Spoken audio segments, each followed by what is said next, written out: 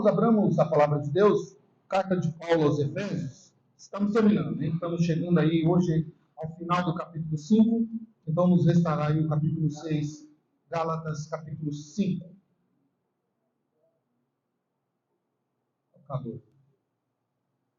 Capítulo 5, versículos 16 a 26.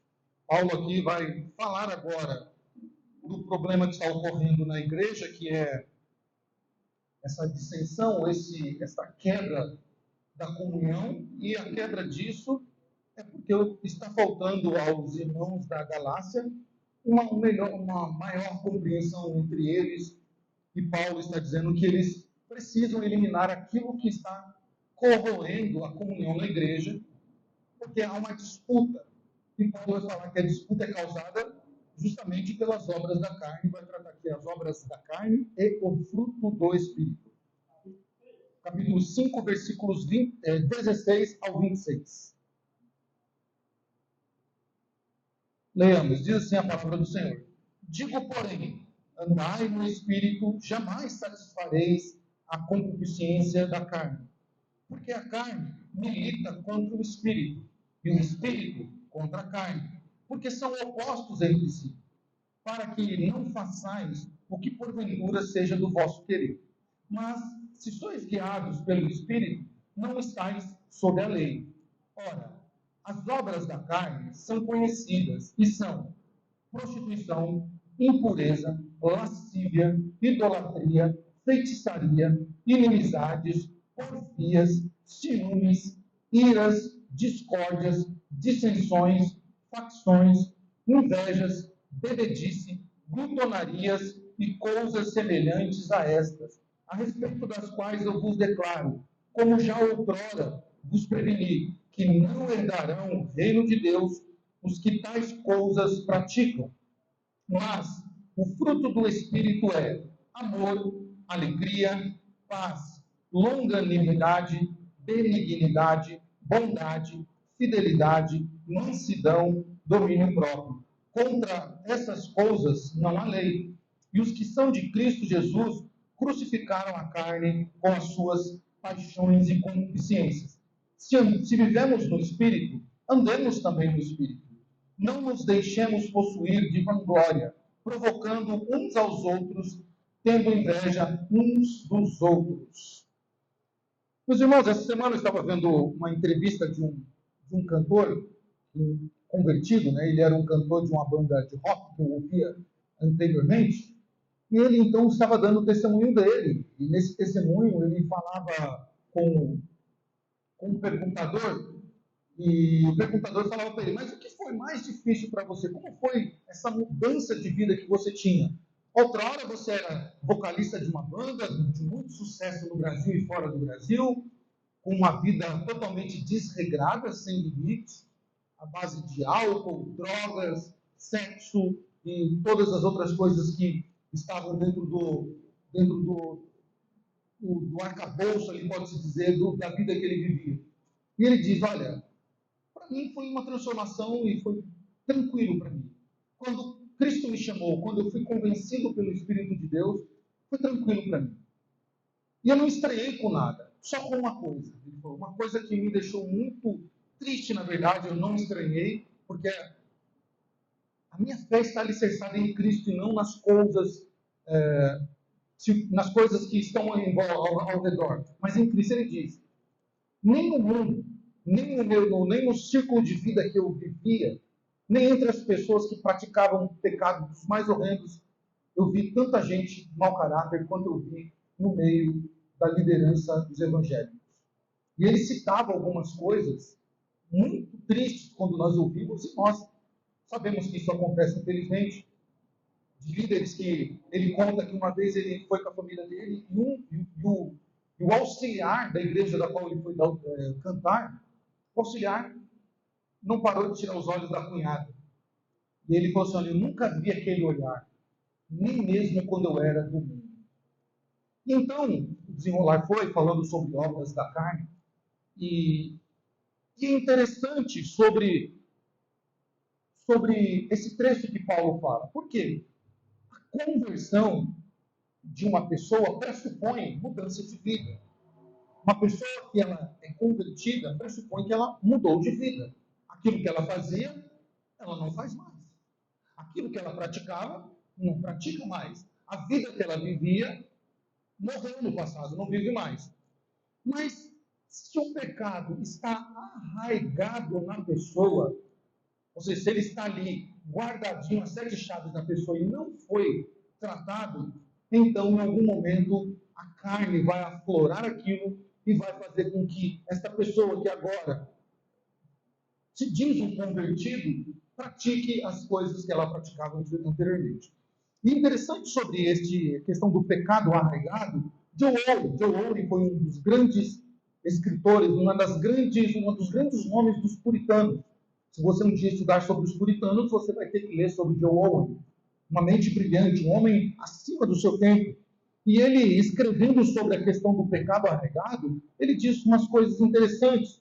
E olha o que ele diz. John Owen, ele enfatiza a verdade de que o domínio do pecado foi completamente destronado da vida do cristão. Ele diz, o cristão legítimo, o cristão genuíno, ele foi livre, liberto da vida de pecado. O pecado foi destronado da vida dele. Ele também reconheceu que o tornar-se cristão não anula as tendências pecaminosas. São duas coisas diferentes. Uma coisa são tendências pecaminosas, outra coisa é uma vida de pecado.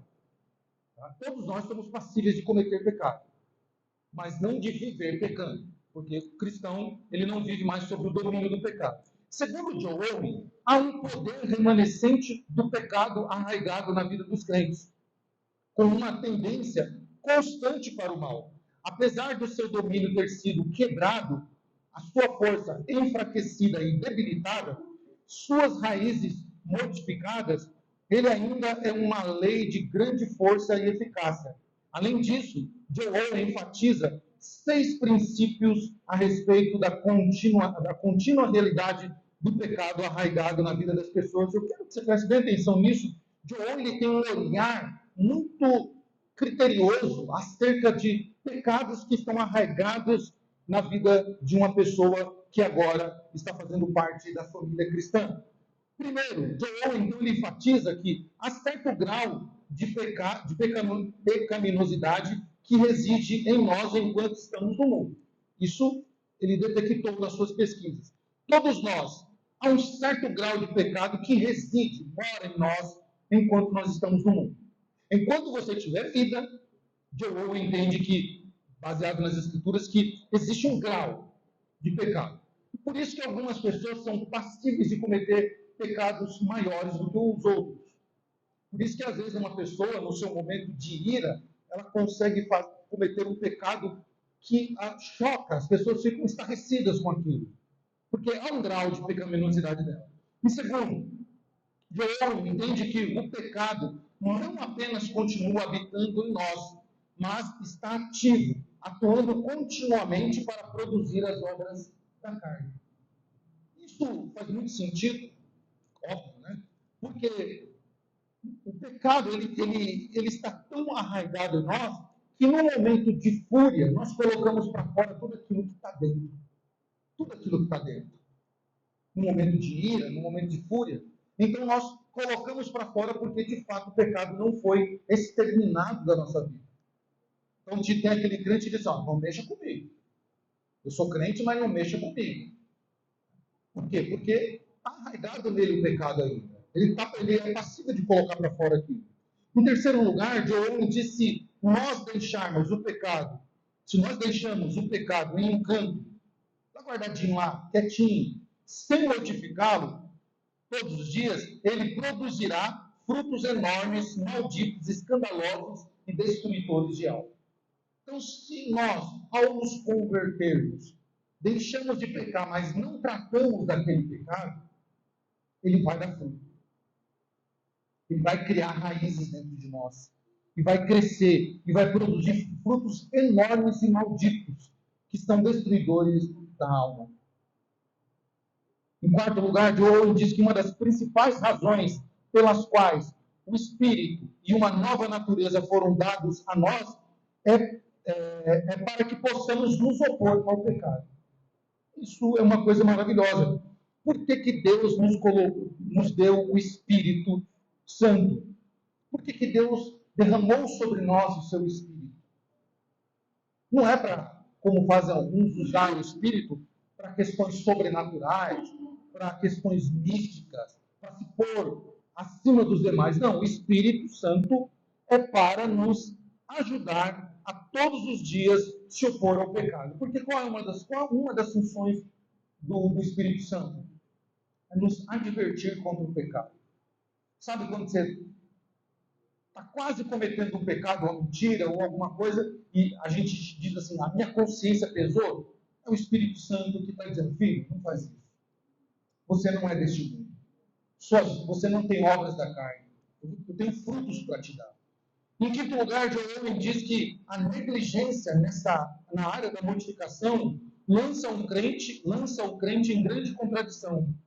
Finalmente, esse é o dever presente do crente, seguir a santidade. Então, o crente, segundo John Owen, não pode negligenciar na mortificação da carne. Ele precisa matar essa carne todos os dias. E como isso é feito? Com santidade, oração, lendo as Escrituras, procurando se fortalecer, comungando a fé com os irmãos mais experientes, porque só assim nós vamos matar a nossa carne dia após dia. E John Owen conclui aqui dentro da sua ideia, né?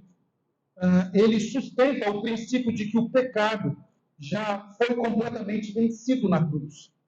E por isso ele deve ser tratado implacavelmente e cortado pela raiz. Ou ele reviverá e continuará saqueando o coração do cristão e minar a sua vida espiritual. Então nós entendemos, o pecado foi vencido na cruz por Cristo. Nós cantamos isso aqui nessa noite. Então o que eu devo fazer? Eliminar qualquer possibilidade dessa sementinha dar fruto na minha vida.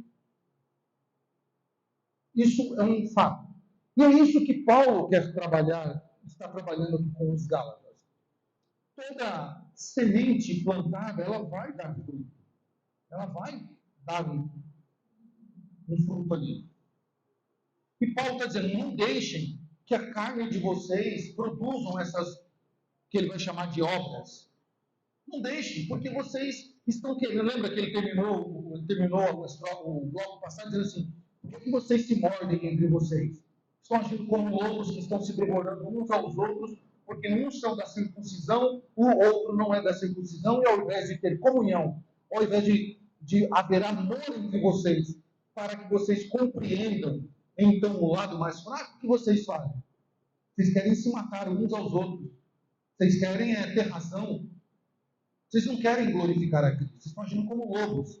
Então, Paulo vai usar este exemplo, esta analogia aqui das obras da carne e do fruto do Espírito para mostrar como está sendo a conduta dos Gálatas. E, em primeiro lugar, ele faz isso nos dois primeiros versículos, do 16 ao 18, melhor dizendo. Ele fala, então, que há uma batalha. Existe uma batalha entre a carne e o Espírito. E ele deixa isso bem claro, dizendo, andai no Espírito e jamais satisfazeis as concupiscências da carne.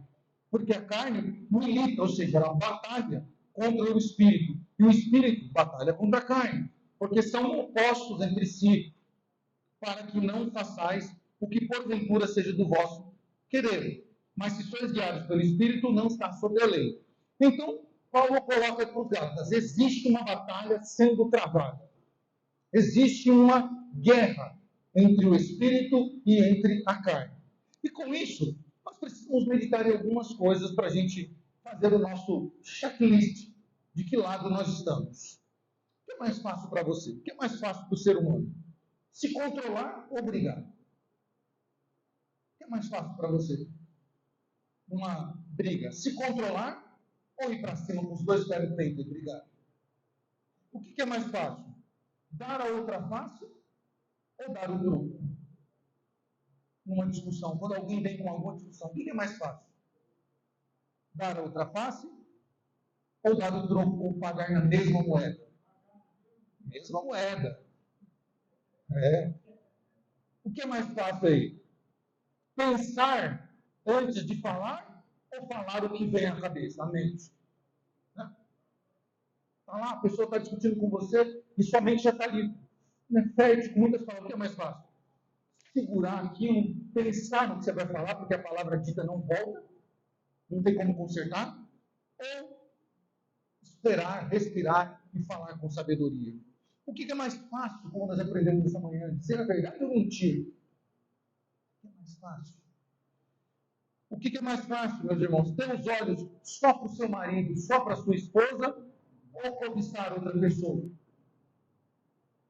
Ninguém está vendo.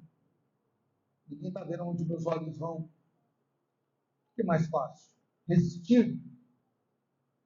Deixar de olhar ou olhar? O que é mais fácil? Ajudar quem está sofrendo ou olhar para o seu próprio umbigo, que está tão gordinho? Percebam, são coisas que nós precisamos meditar. E para que nós saibamos de que lado nós estamos nessa batalha entre a carne e o espírito. Se nós estamos, e para nós é mais fácil, as primeiras coisas ditas nessa oposição que eu fiz, nesse contraste, melhor dizendo, que eu fiz, então significa que a carne ainda reina em nossa vida.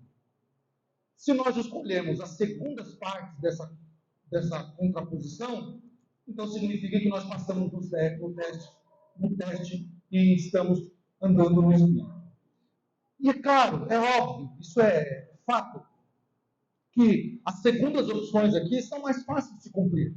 Claro que é muito mais fácil. É muito mais fácil brigar. Soltar os cachorros na pessoa é muito mais fácil. É muito mais fácil aqui dar o troco para a pessoa. Bateu, levou. Bateu, levou. Se bate, minha mão já vai automaticamente. Já é programada para reagir automaticamente. É muito mais fácil mentir quando alguma coisa vai nos prejudicar do que dizer a verdade. Imaginou? Chega amanhã, você acordou atrasado, porque você dormiu demais, acordou atrasado. Não foi algo feito de propósito. Chegou uma hora atrasado no serviço, o chefe falou, por que chegou atrasado? Eu não posso dizer a verdade que eu dormi até mais tarde. Então o que eu faço? O que é mais fácil para mim? Ah, patrão, o ônibus quebrou. Ah, o carro deu um probleminha, não quis pegar. Né? Inventa alguma desculpinha, por quê? Na mente do homem carnal está, se eu disser a verdade, vai dar ruim. Quando a verdade era muito mais fácil de dizer. Eu perdi a hora, dormi demais, aconteceu. Eu peço desculpas, peço perdão, vou compensar o tempo que eu cheguei atrasado. O que é mais fácil? Né? Mentir para a esposa aonde estava o esposo ou dizer a verdade? Ainda sabendo que vai dormir no sofá.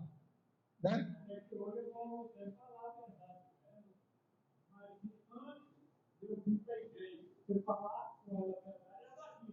A vida do homem A vida do homem carnal é assim, pensa dessa maneira. A vida do homem espiritual não. Chega e fala, eu estava em tal lugar, tal lugar, tal lugar. E acabou, voto de confiança. Então percebam, essas primeiras coisas são mais fáceis da gente fazer. As segundas coisas são mais fáceis de fazer. Porque elas estão associadas com o quê? Com o nosso bem-estar. Com a nossa posição de segurança e desejo carnal.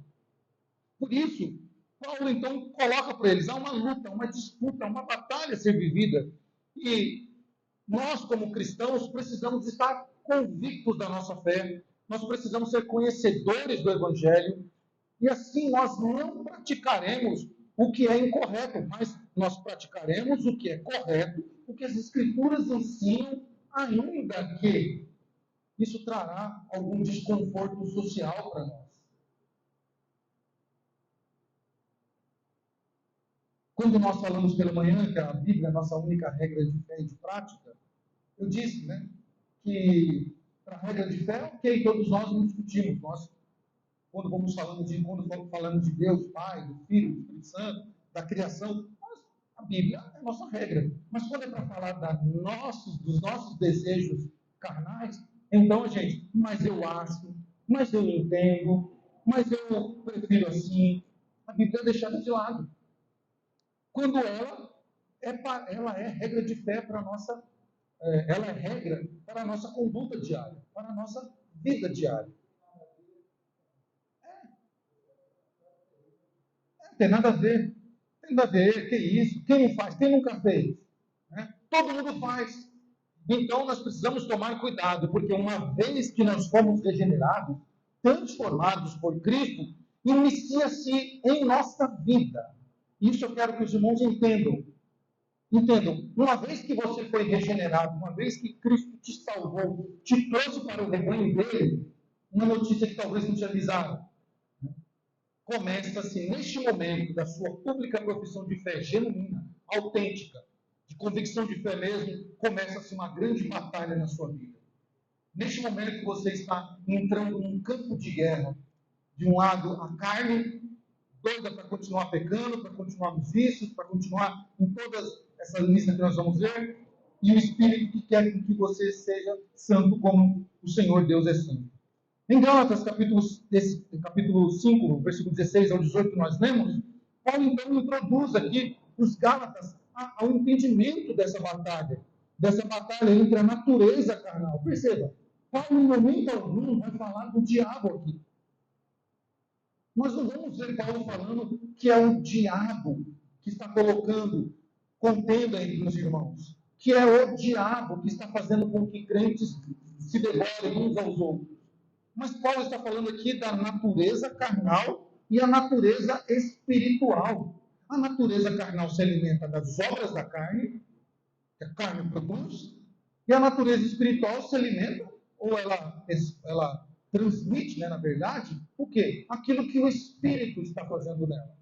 Então, Paulo coloca que há duas naturezas antagônicas, ou seja, a natureza carnal é totalmente diferente da natureza espiritual do cristão.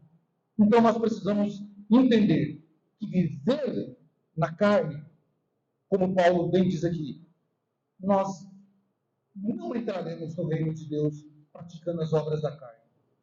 Agora, se nós vivermos no Espírito, contra isso não há lei, não há quem se oponha a isso. Então, Paulo inicia nesse contraste, fazendo esse contraste, dizendo: eu digo vocês, porém o quê? Por que Paulo inicia isso? Digo, porém, andai no Espírito e jamais satisfazeis. Porque acima, nos versículos acima, Paulo diz: irmãos, fostes chamados à liberdade, porém não usem a liberdade para dar ocasião ao quê? A carne. Sede antes servos uns dos outros pelo amor, porque toda lei se cumpre em um preceito, saber: amarás o teu próximo como a ti mesmo. Se, porém, vocês se mordem e se devoram uns aos outros, vede que não sejais mutuamente destruídos. Então, Paulo está dizendo: agora, mediante a isso que eu disse a vocês, vocês devem viver em amor, que vocês não devem se devorar uns aos outros, dou um conselho a vocês: andem no Espírito e jamais satisfaçam os desejos da carne. Então, Paulo está dizendo: se vocês andarem nisso, vocês vão se devorar uns aos outros.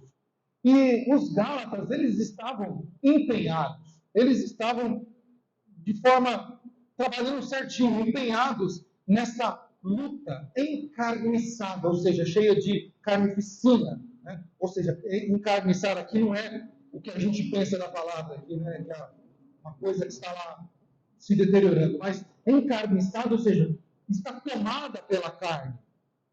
Então Paulo diz que eles estão encarniçados entre si, se devorando uns aos outros. E essa luta que os Gálatas estão enfrentando, estão vivendo, era por conta de uma agitação que está sendo causada por quem? Pelos judaizantes, os falsos mestres. Os falsos mestres introduziram na mente dos irmãos um falso evangelho. E por causa disso está gerando contenda entre os irmãos e eles estão se atacando uns aos outros. Ao invés de dar a outra face, está pagando a mesma moeda. Ao invés de evitar a briga, estão partindo para a briga. Ao invés de olhar o outro com amor, estão querendo ter razão. Então, a solução para este conflito, Paulo entende que é o quê? Andar no Espírito. Para eliminar qualquer contenda, para acabar com qualquer dissensão, temos que andar no Espírito. Paulo diz, ande no Espírito, porque aquele que anda no Espírito, ele não satisfaz o desejo da carne.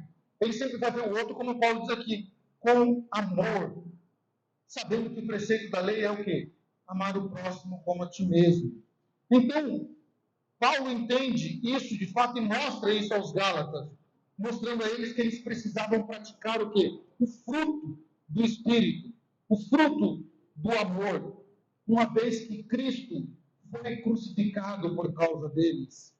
E aqui Paulo faz uma promessa a eles, que quem anda no Espírito não satisfaz o quê? As concupiscências da carne. E esse versículo 16 ele é muito interessante, porque no texto grego nós temos aqui uma dupla negativa formada por duas preposições aqui, que é ou e né. Paulo usa duas preposições para trazer aqui duas negativas para mostrar para eles que é tão grave andar na carne que eles teriam que negar de fato a carne, negar a carne. Né? Contudo, todavia, não andeis na carne, ou seja, ande no Espírito e não satisfaçam. Não andem na carne e não satisfaçam os seus desejos. E isso significa, então, que aquele que anda no Espírito, ele não terá chance nenhuma de satisfazer a concupiscência da carne. Nós vamos ver o que Paulo está dizendo aqui com concupiscência. A palavra é muito difícil de falar, né? Concupiscência. O que é isso que Paulo está dizendo? Que palavra é essa? O que significa isso para que nós possamos entender? Essa palavra, eventualmente, ela é confundida, tá? com algo puramente sexual, ou seja, está relacionado ao desejo sexual. Mas no texto grego, quando você vai lá para o texto grego de Gálatas, você vai encontrar essa palavra sendo escrita de forma epitomia. O que essa palavra epitomia significa? Essa palavra significa um forte desejo e um anseio enorme. Seria um super desejo. Super desejo do quê? De controlar uma situação. Super desejo de possuir alguma coisa. E a versão da Bíblia NVI e da Nova Linguagem de hoje, elas traduzem essa palavra concupiscência por desejos. Tá? A outra versão, a Nova Versão Transformadora, ela traduz essa palavra concupiscência por anseios. Aquilo que a pessoa está atraído, está vidrado. Há um desejo muito grande. Essa palavra ela pode se corresponder àquela situação de Aminon no Antigo Testamento. Aminon, quem era Aminon? Era um dos filhos de Davi, em que ele perdeu a fome, perdeu o sono por causa da sua irmã Tamar. E diz o texto que Aminon desejava Tamar. Ou seja, ele tinha um super desejo, um anseio ultradimensionado pela sua irmã. Enquanto ele não a teve, ele não encontrou paz no seu coração. A concupiscência é esse olhar desejoso em algo para ter. Não é só sexual, embora seja usada para a questão sexual. Quando alguém olha para o que uma outra pessoa tem e ela deseja arduamente aquilo daquela pessoa, então ela é uma pessoa de concupiscência. John Owen, ele denomina como a concupiscência como o princípio do pecado regente. Gosto muito de John Owen, porque ele é muito perspicaz na captura dos termos. John Owen diz, a concupiscência é o princípio regente do pecado. O que ele está dizendo? Aquilo que João vai dizer lá, concupiscência dos olhos. O que João quer dizer com isso? Aquilo que atrai o meu olhar. Aquilo que faz com que eu não olhe mais nada ao lado, que eu só tenha olhos para aquilo e não tire meu olho daquilo. Meu olho deseja aquilo. E faz com que o meu ser inteiro crie ansiedade, uma ultra ansiedade para eu obter aquilo. Então é o princípio de todos os outros pecados, diz o John Owen. Agostinho de Hipona, ele define como o movimento da alma cujo fim é destruir a si próprio. Agostinho já é mais teológico, podemos assim dizer, ele diz assim, que concupiscência é é o movimento da nossa alma, cujo fim é destruir a si próprio. Porque é isso que o Evangelho diz, que a concupiscência, ela leva à morte. Como levou Caim, como levou Amnon, como levou tantos outros na Bíblia à morte. E então, nós precisamos entender isso que Paulo está dizendo aqui para os Gálatas, é que há um perigo muito grande. E Paulo trata os Gálatas como necios. Paulo trata eles como tolos. Paulo trata eles como novatos ou insensíveis, a ponto deles aceitarem o evangelho legalista, aquilo que os judaizantes estão trazendo, e abandonar o verdadeiro evangelho que Paulo, durante muito tempo, pregou a eles. Paulo sentou com eles e ensinou. Paulo está dizendo: vocês estão trocando o verdadeiro alimento por um falso alimento, e por isso vocês estão mostrando somente obras da carne. Vocês não produzem o fruto do Espírito. Por isso Paulo faz esse contraste, então, para mostrar aos Gálatas que eles estavam cedendo às obras da carne.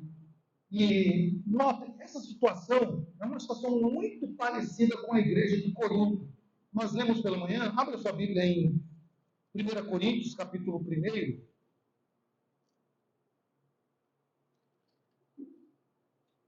1 Coríntios, capítulo 1, versículos 1 a 3. Paulo está enfrentando um problema na igreja de Corinto, e Paulo identifica que o problema que eles estão passando é um problema movido pelas mesmas situações aqui da Galácia. Olha o que diz lá. 1 Coríntios, capítulo 1, versículo 1 a 3.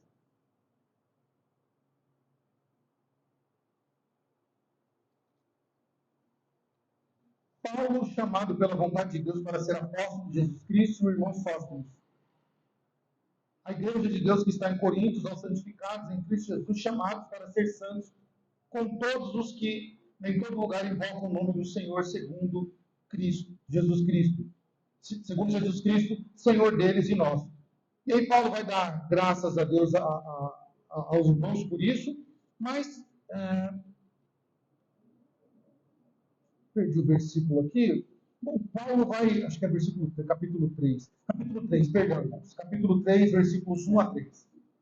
Eu, porém, irmãos, não vos pude falar como a espirituais, e sim como a carnais, como crianças em Cristo. Leite vos dei a beber, não vos dei alimento sólido, porque ainda não podeis suportá-lo, nem ainda agora podeis, porque ainda sois carnais. Porquanto, havendo entre vós ciúmes e contendas, não é assim que sois carnais e andais segundo o homem? Então Paulo está dizendo para os coríntios aqui: vocês são carnais. É por isso que entre vocês há o quê? A contenda.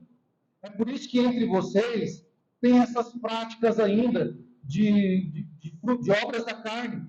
É por isso que entre vocês há ciúmes. Porque vocês não procuram um alimento sólido, vocês são crianças, vocês são carnais. Meus irmãos, e Paulo advertiu não só a igreja de Corinto, mas os Gálatas aqui, por causa dessa péssima conduta. Ciente de que há uma batalha travada, Paulo agora mostra então o quê? Como é que vive este homem carnal? Qual é a maneira deste homem carnal? Ele expôs, há uma batalha. De um lado, há aqueles que andam na carne. Desse outro lado, há os que andam no espírito. Então, Paulo diz, como é que esses dois vivem? Paulo agora vai mostrar como é que esses dois vivem. Primeiro, ele expõe aqueles que são carnais. Versículos 19 a 21 do capítulo 5 de Gálatas. Paulo diz, 19, as obras da carne são conhecidas e são prostituição, impureza, lascívia, idolatria, feitiçaria, inimizades, porfias, ciúmes, iras, discórdias, dissensões e facções, invejas, bebedices, glutonarias e coisas semelhantes a estes, a respeito das quais eu vos declaro como já outrora. vos prevenir, que não herdarão o reino de Deus os que tais coisas praticam. Então, Paulo dizendo, este homem carnal, ele pratica essas coisas. E quem pratica essas coisas, Paulo diz, não herdarão o reino de Deus. Percebem a gravidade? Paulo está querendo que os irmãos de Gálatas percebam o perigo que é andar na carne. Andar na carne é negar o reino. Andar na carne é não entrar, é ser impedido de entrar no reino de Deus. E uma vez que Paulo fala isso, Paulo então passa a descrever como a vida carnal se manifesta no dia a dia, mostrando que aqueles que andam debaixo da lei serão punidos. Que aqueles que andam na carne, obras da carne produzirão. E essa maneira com que eles vivem constitui-se, então, em uma maneira de viver daqueles que vão ficar fora do reino, que não verão o novo céu, não verão a nova terra, que produzem obras que são aquilo que se pratica de acordo com a sua natureza. Paulo está dizendo, o que o homem carnal pode produzir, senão aquilo que está na sua natureza? Por isso, meus irmãos, que às vezes nós esperamos muito de muitas pessoas e cobramos dela coisas que elas não podem dar. Coisas que elas não são passíveis de dar. Você não pode cobrar a espiritualidade de quem é carnal. Você não vai ver carnalidade em quem é espiritual. Por isso, Paulo coloca que essas obras são aquilo que as pessoas praticam de acordo com sua natureza. E aqui Paulo enfatiza que essas obras são o quê? Conhecidas. Então, o que Paulo está querendo dizer aqui? Irmãos, o carnal, ele pratica obras conhecidas de todos vocês. Por isso que Paulo faz questão de citar. E Paulo aqui, ele usa um adjetivo para mostrar que esta obra praticada, essas obras praticadas pelos carnais, são visíveis, são claras e são evidentes. Os gálatas estavam tão familiarizados com essas obras que eles, então, não se importavam de praticá-las. Faziam naturalmente. Eles haviam praticado essas obras antes de conhecer o Evangelho. E agora, mesmo conhecendo o Evangelho, o que eles estão fazendo? Repetindo a prática carnal e continuando nessa vida de pecado. E aqui é algo interessante nessa lista que nós lemos. A lista das obras da carne pode ser dividida em 4 grupos. 4 grupos que são de pecados distintos. Tá? O primeiro desse grupo de pecado abrange o quê? A natureza pecaminosa sexual. Tá? Paulo vai falar, então, de um primeiro grupo aqui, onde está a sexualidade. Os pecados da sexualidade, que são a prostituição, a impureza e a lascívia. O segundo grupo vai estar atribuído às obras da carne, vai ser atribuído à questão religiosa, onde nós vamos ver pecado de idolatria, de feitiçaria. O terceiro grupo vai abranger os pecados relacionados aos relacionamentos humanos, ou pecados de natureza relacional, facções, contendas, iras. E o quarto grupo vai abranger o quê? O grupo de pecado relativo aos vícios, bebedices, glutonarias e etc. Então, Paulo diz, as obras são conhecidas. Tá? E ele trata, então, de grupo a grupo dessas obras. Primeiro, aqui nós vemos, então, no versículo 19, Paulo tratando da sexualidade. E Paulo fala, prostituição. O que é a prostituição? É qualquer tipo de comportamento sexual ilegal, extraconjugal, sexo fora do casamento e coisas semelhantes. Paulo vai falar de impureza. O que é que Paulo está querendo falar de impureza? Impureza é qualquer comportamento anormal envolvendo pensamentos pecaminosos. Tá? Então, impureza é aquela pessoa que vê o sexo oposto e já cria na sua mente situações impuras. Sendo casado ou solteiro. Tá? Cria o que o mundo chama de feitiços. O impuro é que cria na sua mente. Né? Aquele filme que foi muito famoso, espero que ninguém tenha assistido, né? Os tons de cinza lá, falava da história de um casal perverso que criava situações para satisfazer os seus desejos sexuais. A impureza. Paulo ainda fala da lascívia. O que é a lascívia? A lascívia, ela é um desejo público e atrevido, né? Ou ela é um desejo público e atrevido do desprezo pelo decoro. Ou seja, a gente vê a lascívia onde? Nas músicas, nós vemos ela na sensualidade produzida por homens e mulheres, no seu traje de roupa, na sua maneira de falar, na sua maneira de cumprimentar as pessoas.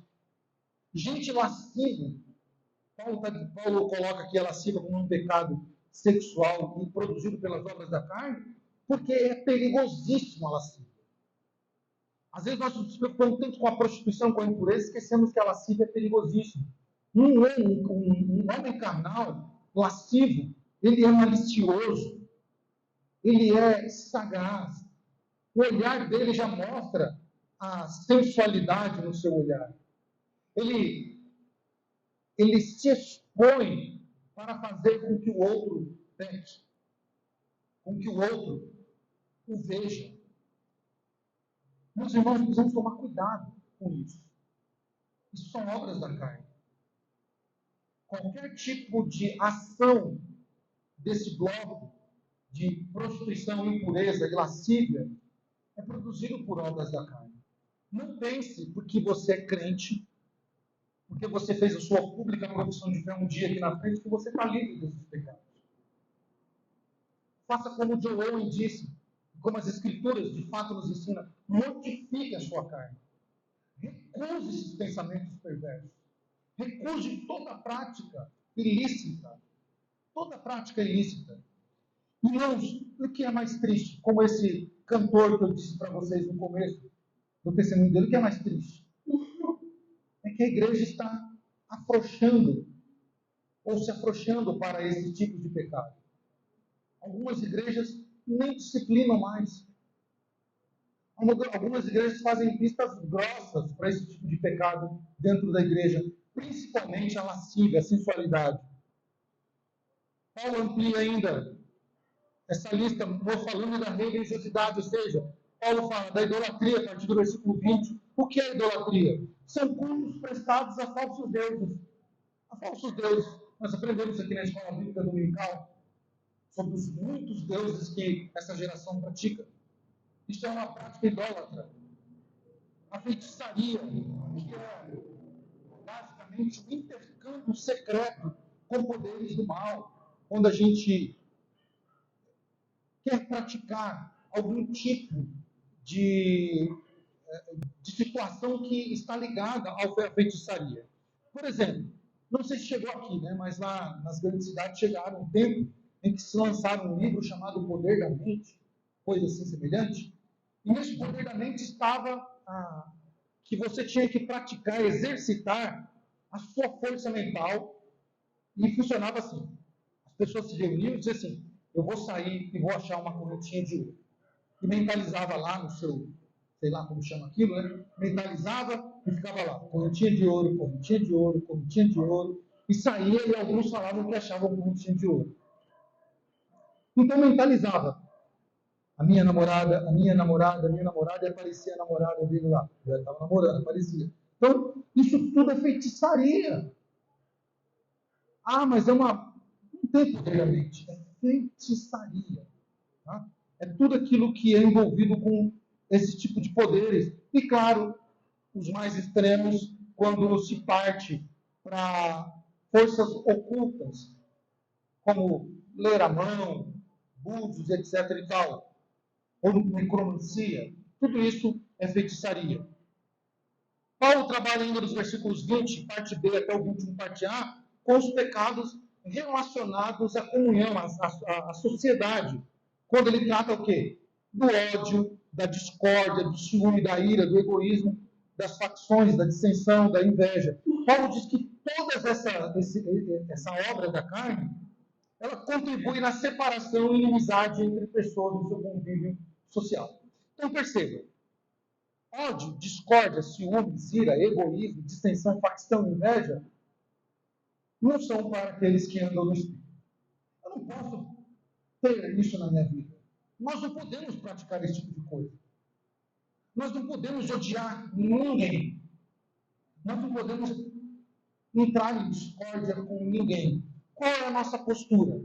Paulo disse no bloco acima, agir em amor. Qual a resposta que nós damos aqui para esse grupo de obras da carne? O fruto do Espírito vai dizer longanimidade, benignidade, bondade e mansidão. Paulo ainda trabalha com os pecados da alimentação, que é a parte B do versículo 21, quando ele fala de bebedices, embriaguez, né, que é embriaguez, a glutonaria, que é excesso alimentar. Tanto essas coisas aconteciam muito na Galácia, principalmente nas festas gregas, romanas, onde os cristãos e esses cristãos convertidos, né, os judeus convertidos ao cristianismo, eles então se misturavam e praticavam como na vida antiga. Bebiam até cair, comiam até não poder caber mais. Tudo isso, Paulo está dizendo, é obra da carne. Lembra a passagem lá no deserto, quando o povo está no deserto com fome, Deus manda um maná, o pão do céu, para eles. O que Deus fala para eles? Peguem somente o necessário para quando? Para o ano, né? Não, para hoje. Por quê? Porque amanhã o Senhor envia jamais. É o Senhor dizendo assim, ensinando o povo, coma hoje e confie que eu vou te dar o amanhã. O que o glutão faz? O glutão quer comer a panela inteira porque pode ser que alguém coma e deixe ele sem. Não confia em Deus. Não confia na graça bendita do Senhor. Não confia na providência de Deus. Então isso é um pecado, Paulo está dizendo. Uma vez que Paulo agora apresentou como vive o homem carnal, Paulo então apresenta como vive o homem espiritual. Ele diz isso nos versículos 22 a 24. 22 e 24, Paulo diz assim, mas o fruto do Espírito é amor, alegria, paz, longanimidade, benignidade, bondade, fidelidade, mansidão, domínio próprio e coisas contra essas coisas não há lei. Os que são de Cristo Jesus crucificaram a carne com as suas paixões e concupiscências. Então Paulo coloca aqui primeiro, percebam que carne ele usou no plural, as obras da carne. Paulo usou as obras, porque são muitas. Mas Paulo está dizendo assim, do fruto, ele usa no singular, é o fruto do Espírito. E esse fruto, ele tem gomos, dos quais são esses listados no capítulo 5. Então, aqui nós temos um aglomerado de 9 graças, podemos assim dizer, 9 gomos, que descrevem, de fato, a atitude do cristão. Primeiro, para com Deus e para com ele, para com o próximo, com ele mesmo. Olha que interessante, né? O fruto do Espírito, ele vai apontar ou vai descrever o nosso relacionamento com Deus, com o próximo e conosco mesmo. O que isso nos lembra? Os 10 mandamentos. Responsabilidade minha com Deus, com o próximo e comigo mesmo. Que se resume como? Amarás a Deus acima de todas as coisas e o próximo como a ti mesmo. Então, o fruto do Espírito espelha isso de fato. Então, primeiro, Paulo lista aqui as atitudes do cristão em relação a Deus no fruto do Espírito. Amor, alegria e paz. Todo crente que ama, todo crente alegre, todo crente em paz, ele está mostrando a sua atitude para com Deus. Mostra a sua conduta para com Deus. O primeiro amor do cristão é para com Deus. A primeira atitude de amar do ser humano deve ser com Deus. A sua principal alegria é para Deus. E a paz profunda ele só encontra em Deus. Por isso que este gomo do fruto é na sua atitude relacionada com Deus. Na sua atitude relacionada com o próximo, Paulo coloca longanimidade, benignidade e bondade. E olha que interessante. Essas são virtudes sociais. E essas virtudes sociais, elas exemplificam, ou elas expressam, melhor dizendo, expressam as qualidades que nós devemos ter uns com os outros, que está ligada ao meu relacionamento com o outro, ao nosso relacionamento com o outro, para que haja um relacionamento o quê? Saudável. E como esse relacionamento pode ser saudável? Se houver longanimidade, benignidade e bondade. A longanimidade, né? A palavra é até longa, né? Longanimidade. O que é isso? É uma paciência em relação aos que te irritam e te perseguem. A sua paciência é esticada. Então, se você não lembrar, lembra da palavra longanimidade. Ou seja, a tua paciência é grande para com a pessoa que te irrita. Ela te irritou. E você tem duas opções, lembra? Partir para a briga e dar na mesma moeda, ou parar, pensar, refletir e ser longânimo com essa pessoa que te persegue, que te irrita. A benignidade, ela vai expressar uma disposição de bondade que você deve ter com a pessoa. Tá? É uma questão de disposição. Você se dispôs a ser benigno com aquela pessoa que não merece, aquela pessoa que te irrita, que te provoca, que te fez algum mal, então você é benigno com ela. Você, então, se dispôs a ser bom com ela. E essa bondade é expressa de que forma? Em palavras e em atos. Percebam como o fruto do Espírito, ele ataca, ele é um antídoto, melhor dizendo, contra as obras da carne. As obras da carne, ela produz o quê? Facção, ira, contenda. O fruto vem com longanimidade, benignidade e bondade, dizendo, não pague o outro na mesma moeda. Seja disposto a perdoá-lo. Seja bom com ele, com as suas palavras e com as suas atitudes. E então o fruto aponta agora, na sua final, para a atitude do cristão em relação ao próximo e a si mesmo. Quando Paulo fala de fidelidade, de mansidão e domínio próprio. Fidelidade, então, descreve uma característica de alguém que é o quê? Confiável. Confiável. Fidelidade é uma característica de alguém que é confiável. Por que aquela pessoa é chamada de fiel? Como Antipas, né? O texto diz lá que ele foi fiel testemunha. Porque ele foi digno de confiança. Se o fruto do Espírito produz, ou as obras da carne, produz nas pessoas uma avareza, produz uma dissensão, produz bebedeira e glutonaria, ou seja, eu estou pensando em mim, o fruto do Espírito diz, pense no outro, seja digno de confiança, seja alguém manso, que significa poder sobre o controle, ter domínio sobre o controle, ou ter controle sobre a situação, ter um domínio sobre a situação, sobre aquela situação que parece que vai sair do seu controle. Você fala, não, deixa eu agir de forma mansa aqui. Deixa eu ter domínio sobre essa situação. Deixa eu colocar panos quentes aqui. Como diz o velho ditado, ninguém apaga fogueira com gasolina. Ninguém apaga uma fogueira jogando álcool. Você tem que tomar cuidado, senão você vai colocar mais fogo. Ou como diz o ditado, né? Não coloque mais lenha na fogueira. Ou seja, não crie mais contenda, mais dissensão. Seja manso. E por fim, Paulo diz, tenha autocontrole. O verdadeiro cristão que anda no Espírito, ele é alguém que, além de fiel, alguém que é manso, ele é alguém que tem o quê? Controle, autocontrole. Se um crente saiu do seu controle, ele precisa rever de que lado ele está nessa batalha. Ah, mas eu perdi o controle.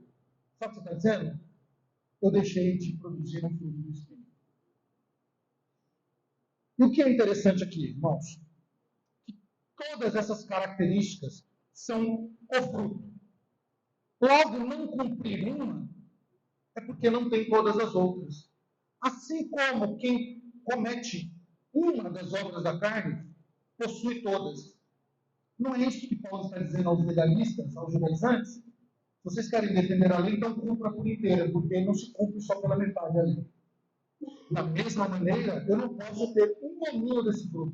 Não, eu sou uma pessoa que ama a Deus, sou uma pessoa de paz, sou uma pessoa longânima, eu só não tenho domínio próprio. Desculpa. Você não tem o fruto do Espírito. A pessoa não tem o fruto do Espírito. O produto natural que aparece na vida dos cristãos, meus irmãos, o fruto, ele é dirigido, é dado pelo Espírito Santo, que deve habitar em nós. Paulo diz, contra estas coisas que o fruto do Espírito dá a nós, não há lei. Por quê? A função da lei é corrigir, controlar, impedir. O fruto não, o fruto ele não nos dá limitações. Pelo contrário, ele nos faz agir com amor, para que as limitações que a lei impunha para que eu não cometa, o fruto diz, vai lá, ame seu irmão, seja manso, comungue a sua fé com ele, ande uma légua a mais com ele. Não era esse o ensino de Jesus? Se alguém te pedir para andar 1 quilômetro, o que você faz com ele? Ande só 50, né? Ou ande só meio quilômetro? Não, ande 2. Se alguém te pedir o seu boné, o que você faz? Dê também a sua blusa, o seu terno. Se alguém te ferir a face, Jesus diz, vira outro. Jesus está ensinando o fruto do Espírito aos seus discípulos. Contra essas coisas não há lei, Paulo diz. E então, partindo para o final, Paulo diz que uma vez que nós conhecemos quem vive na carne e quem vive no Espírito, precisamos então viver na prática aquilo que nós já somos na teoria. Versículos 26, 25 e 26, Paulo diz isso. Se vivemos no Espírito, andemos também no Espírito. Não nos deixemos possuir por vanglória, provocando uns aos outros, tendo inveja uns dos outros. Aqui nesses versículos, então, Paulo faz um apelo aos Gálatas. Paulo apela dizendo assim, irmãos, se vocês estão no Espírito, vivam no Espírito. Porque eles diziam isso, né? Que eles andavam no Espírito, que eles já tinham o Espírito, mas eles precisavam exibir, mostrar o fruto do Espírito, mortificar a sua natureza carnal, pecaminosa. A ênfase de Paulo parece aqui nesses versículos que está em colocar em prática aquilo que nós já estamos na teoria, aquilo que os Gálatas eram na teoria. Ou como alguns entendem esse trecho de Paulo, que Paulo justifica o imperativo Paulo está dizendo aqui, irmãos, vivam, é uma ordem, vivam no Espírito, ou seja, um imperativo. Mas Paulo está justificando esse imperativo, viver, a partir do indicativo. Porque ele está dizendo assim, vivam, se vocês já estão no Espírito, então vivam no Espírito. Note, Paulo não está pedindo para eles fazer algo que eles não conheçam, que eles não tenham. Só pode andar no Espírito quem vive no Espírito. Ou só pode viver no Espírito quem anda no Espírito. Quem tem o Espírito. Por isso a ordem é muito clara. Se vocês vivem no Espírito, andem também no Espírito. Concluindo, meus irmãos, o apóstolo, ele sente que a igreja da Galácia ainda tinha coisas para resolver, porque ainda tinha brigas, tinha divisões, assim como nos dias de hoje, assim como no nosso meio, no meio da igreja ainda tem. Diante dessa situação, Paulo demonstra uma preocupação muito grande, muito forte, né, com essa igreja, porque Paulo diz que este tipo de atitude, esse tipo de ação que os Gálatas estavam produzindo, iria causar o quê? Destruir a unidade do corpo. De novo, levando para a igreja de Corinto. Paulo ensina aos coríntios não viverem na carne. Depois, lá na frente, no capítulo 12, Paulo vai mostrar na analogia de um corpo, que todos devem fazer parte, todos fazem parte do corpo, então todos devem viver como um corpo. A mão deve ajudar o braço deve ajudar o outro braço, o nariz, a boca, assim vai indo o corpo todo. Paulo, antes de Paulo falar dos dons que causariam divisões, Paulo coloca entre o capítulo 12 e o capítulo 14, o capítulo 13 que fala do amor. Por quê? Só vou entender que eu sou um corpo, e eu só vou entender, só vou conseguir praticar os dons, se eu unir os dois, recheá-los com o amor, que excede todo o entendimento. Por isso, irmãos, Paulo ensina esses irmãos da Galácia que esse comportamento, esse comportamento de facção, de inveja, de contenda, tem origem no pecado. Tem origem no pecado da carne. E Paulo faz questão de listar cada obra da carne, para que fique claro que se não mortificar a carne, se nós não modificarmos a nossa carne, se nós não tratarmos da nossa natureza pecaminosa carnal, nós então produziremos essas obras que certamente destruirão o corpo de Cristo. Com isso podemos aplicar na nossa vida. Que resta a nós o quê? Mediante a isso.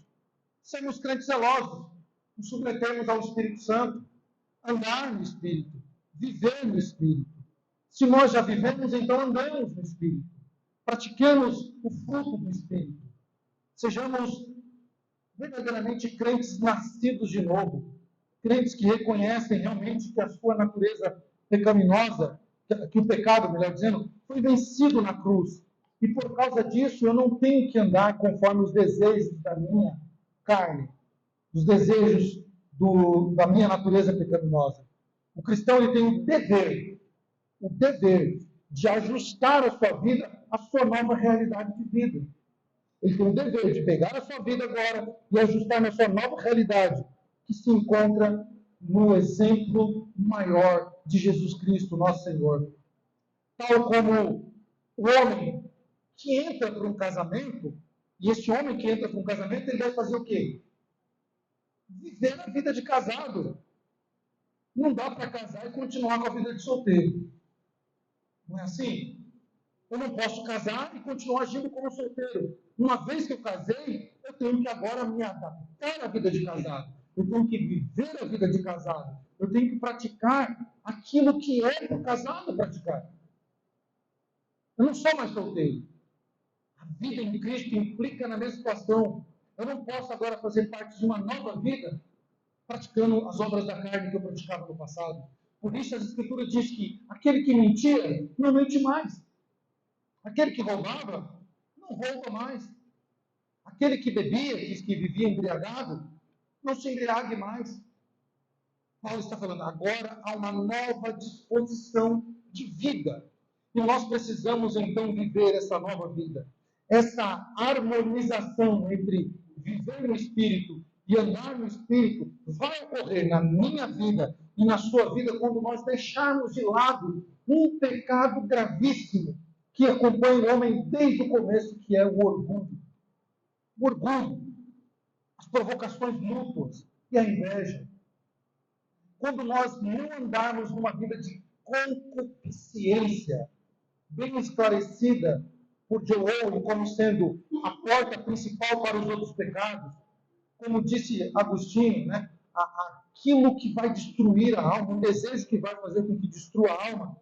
Então, quando nós, de fato, praticarmos essa harmonização, quando nós, de fato, andarmos no Espírito, porque nós já vivemos no Espírito, então nós vamos deixar de lado essas coisas. Essas coisas não farão parte da nossa vida. Não farão mais sentido para nós. Praticar as obras da carne fará com que qualquer pessoa se perca e seja excluída do reino de Deus. Paulo diz, os que praticam essas coisas não herdarão o reino de Deus. Mas produzir o fruto do Espírito implicará o cristão numa vida eterna ao lado de Deus. Produzir o fruto do Espírito impedirá que o cristão, o verdadeiro cristão, pratique as obras da carne. Você não quer praticar as obras da carne? Ande no Espírito. Cristo, meus irmãos, o nosso modelo, o nosso exemplo. Cristo viveu uma vida no Espírito.